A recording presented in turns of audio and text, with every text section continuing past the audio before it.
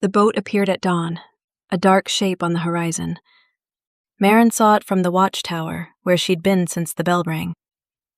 By the time the sun cleared the eastern ridge, the vessel was close enough to count. 12 figures on deck, all male. She climbed down and ran to the council house. Her mother was already there, standing at the head of the table with the other 5 elders. No one sat. How many? 12. 1 boat. They're flying a white flag. They always do.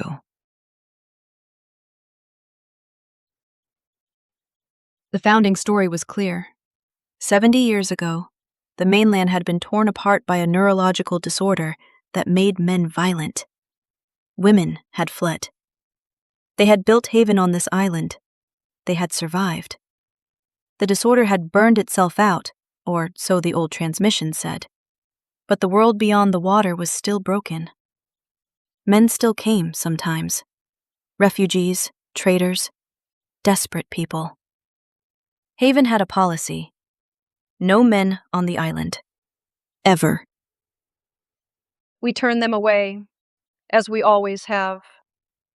We hear them first. Why? Because we can.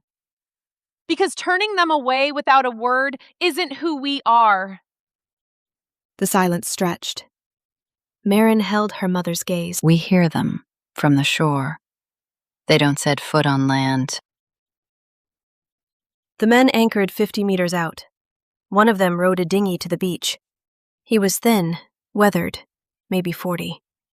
He stopped when the water was knee-deep and raised his hands. We're not armed. We're asking for shelter.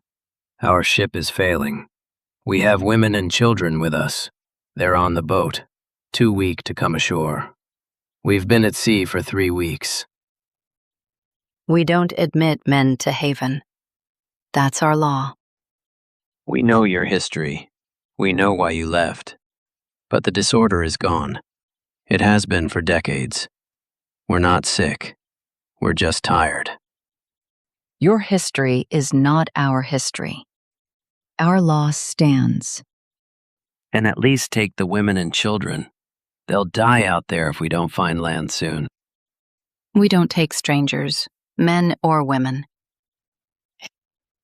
Marin felt the words like a blow. She had never heard her mother say that. Haven had always been a refuge. That was the story. That was the story she had been raised to inherit. You have a choice. You always have a choice. He rowed back. The boat raised anchor and drifted west. Marin watched until it was a speck. She thought of the women and children on board. She thought of the founding mothers. She thought of the word choice. That night, Marin went to the archive, a small room in the council house, lit by candles, full of handwritten logs and the few surviving tablets from the founding. She had been there before. Every leader in training studied the founding, but she had never looked for contradictions. She found the medical logs first. The disorder had a name: Kessler syndrome. It caused aggression, paranoia, loss of impulse control. The logs described outbreaks, quarantines, the decision to leave. She read for an hour, the candle flickering, her eyes burning. Then she found the fertility records. Birth rates had been falling for 30 years. The council had blamed stress, diet, the small gene pool. They had brought in stored genetic material from the founding. Sperm banks, they called them. But the last successful pregnancy from that source had been 12 years ago. The record showed a steady decline. A graph. A curve that pointed to 0. She traced the line with her finger. 12 years. She had been 12 when the last child was born. She had held that baby. She had never held another. She kept reading. In the back of a drawer, behind a stack of ledgers that smelled of mildew, she found a notebook that didn't match the others. Different handwriting, different paper. The first page said, Protocol 7, do not file with official records. Protocol 7 described a compound added to the water supply. For calm, it said. For social cohesion. Side effect? Reduced fertility. Acceptable. Marin's hand went to her mouth. She read it again. Acceptable. She stood. The room tilted. She put her palm flat on the desk, the wood cool under her skin, and waited for the floor to steady. Through the window, she could see the harbor. The pipes ran under the square, the same pipes that fed every house, every cup, every mouth. We've been drinking it, all of us, for decades. The founding mothers had chosen peace over children. They had dosed the water. They had built a society that would last as long as the women who lived in it. They had built a beautiful, gentle, dying world. She blew out the candle and sat in the dark until her heart slowed. Then she took the notebook and left. She confronted her mother at dawn in the garden behind the council house, the notebook in her hand. Protocol 7. I found it. Then you know why we can't let them in. We're dying. The compound is in the water. We've been sterilizing ourselves for decades. We've been preserving what we built. The mainland was chaos. Men were chaos. We made something better. We made something that ends with us. No children. No future. Just a slow fade.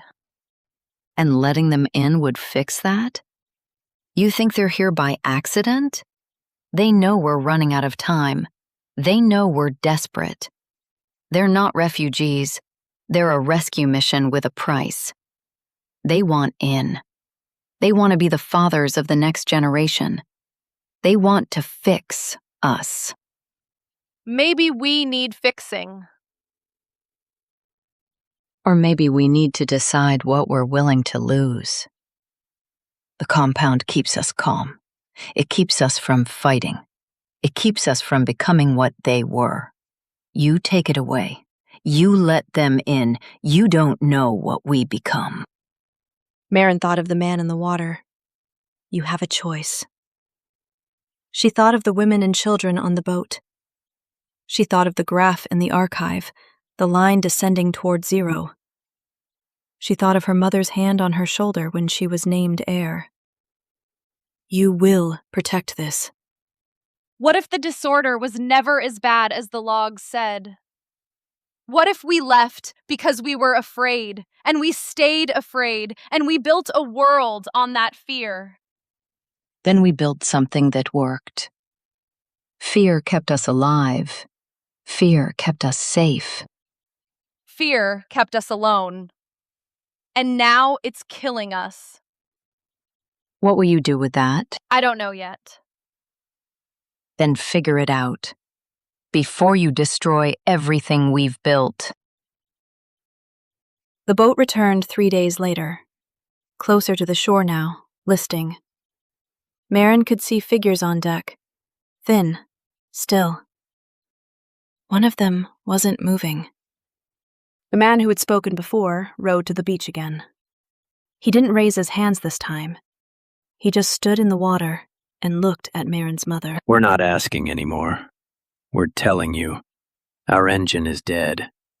We'll drift onto your rocks by nightfall. You can pull us in, or watch us break. Your choice. The council met in the watchtower. Marin's mother stood at the window, watching the boat.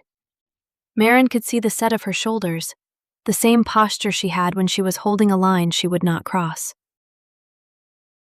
We pull them in. We hear their story. We decide what happens next. We already decided 70 years ago. 70 years ago, we didn't know we were poisoning ourselves. We didn't know we had 10 years left. We didn't know the founding story was half a lie. The room went quiet. Marin's mother turned from the window. You don't know what you're saying. I know we have a choice. We can hold on to the story and die with it, or we can let the story change. We can find out what we become. And if we become them? If the calm goes away and we tear ourselves apart, what then? Then we'll know. But we won't know if we never try. We'll just disappear. Quietly, carefully, safely. And no one will remember what we were afraid of. They'll just remember that we chose to end. Marin's mother looked at her. Really looked. For a moment, something passed across her face. Not anger. Something older. Something tired. You sound like her. Like who? Your grandmother. She asked the same questions. Before she stopped, What happened to her? she learned to stop asking. So did I. They pulled the boat in. The men came ashore. There were women and children with them. 18 people in all, hungry and tired. The council housed them in the old quarantine building by the harbor. They would be watched. They would be tested. They would be discussed. Marin stood on the beach that evening. The man who had spoken before, his name was Elias, stood a few meters away. He didn't approach. Thank you. Don't thank me yet. We haven't decided anything. You decided to try. That's more than most. She looked at the water. She thought of Protocol 7. She thought of the compound in the pipes. She thought of her mother's face when she had said fear kept us safe. She thought of her grandmother, a woman she had never really known, who had asked the same questions and learned to stop. Why did you come here? Really? Because we heard you were dying. Because we heard you had something worth saving. And because we're tired of being the thing everyone runs from. We wanted to be something else. Even if it's just for a little while. She nodded. She didn't know what would happen next. She didn't know if the compound could be reversed. She didn't know if they could trust each other. She only knew that the boat had come, and they had pulled it in, and the story had changed. The sun set. The waves rolled in. Somewhere in the quarantine building, a child laughed. Marin stood there until the stars came out, and then she walked back to the council house. Her mother was in the garden. She didn't look up when Marin passed, but she didn't stop her either. The vote was held a week later. Marin argued for reversing Protocol 7, for letting the newcomers stay, for writing a new chapter in the founding story, one that admitted the old one was incomplete. The vote was 3-3. Her mother broke the tie. She voted yes. Marin had expected resistance, a final stand. Instead, her mother's hand went up slowly, as if the motion cost her something. When their eyes met, Marin saw it. Not approval, but release. The weight of the lie had been hers for too long. She had passed it to her daughter. Now her daughter had put it down. They didn't speak about it. They didn't need to. The compound was flushed from the pipes. It would take months to leave their bodies. It would take longer to know if they could have children again. It would take years to know if they could live without the calm, without the fear. without the story that had held them together. Marin stood on the shore one last time. The boat was gone, dismantled for materials. The newcomers were in the village. Elias was teaching the children to mend nets. One of the women was showing the elders how to preserve fish a new way. It was small. It was fragile. It was a beginning. Her mother came to stand beside her. Do you think they'll remember what we were, what we did? I think they'll tell a different story. One that includes this. And us? We'll be the ones who chose. The ones who let the boat in. The ones who stopped being afraid. I hope that's enough. Marin watched the horizon. She didn't know if it would be enough. She didn't know if anything would be enough. She only knew that the island was no longer an island in the old sense. It was a place where two stories had collided, where fear had met hope, where the end had become a beginning. And that, for now, would have to do.